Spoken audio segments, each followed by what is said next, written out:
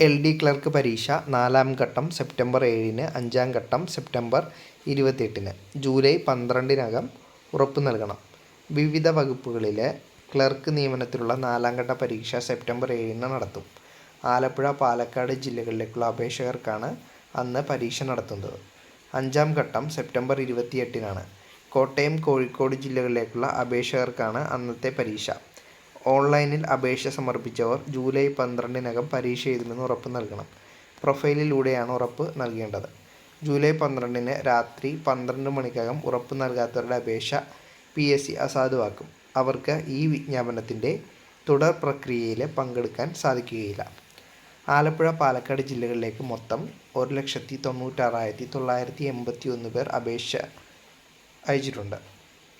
കോട്ടയം, കോഴിക്കോട് ജില്ലകളിലായിട്ട് 1,92,659 അപേക്ഷകളുണ്ട്. മുമ്പ് തിരുവനന്തപുരം, കൊല്ലം, പത്തനംതിട്ട, തൃശ്ശൂർ, കണ്ണൂർ, കാസർഗോഡ് എന്നിങ്ങനെ 6 ജില്ലകളുടെ പരീക്ഷാ തീയതി പ്രഖ്യാപിച്ചിരുന്നു. ആദ്യഘട്ടമായിട്ട് തിരുവനന്തപുരത്ത് ജൂലൈ 27-ന് നടക്കും. മറ്റ് 5 ജില്ലകളും ഓഗസ്റ്റിലാണ് നിശ്ചയിച്ചിട്ടുള്ളത്. ഇനി ഇടുക്കി, മലപ്പുറം, എറണാകുളം, വയനാട് ജില്ലകളുടെയും തസ്തിക മാറ്റവും ഒക്ടോബറിൽ നടത്തും. അതിനുള്ള തീയതി ഒക്ടോബറിലെ കലണ്ടറിലായിരിക്കും പ്രഖ്യാപിക്കുന്നത്. ഒക്ടോബറോടുകൂടി 8 ഘട്ടങ്ങളായിട്ട് ക്ലർക്ക് പരീക്ഷ പൂർത്തിയാകും. 1.5 മണിക്കൂറുള്ള OMR പരീക്ഷയാണ് ക്ലർക്കിന് നടത്തുന്നത്. ഈ സമയത്തിനുള്ളിൽ 100 ചോദ്യങ്ങൾക്ക് ഉത്തരം രേഖപ്പെടുത്തണം. വിശദമായ പാഠ്യപദ്ധതി കലണ്ടറിനൊപ്പം പ്രസിദ്ധീകരിച്ചിട്ടുണ്ട്.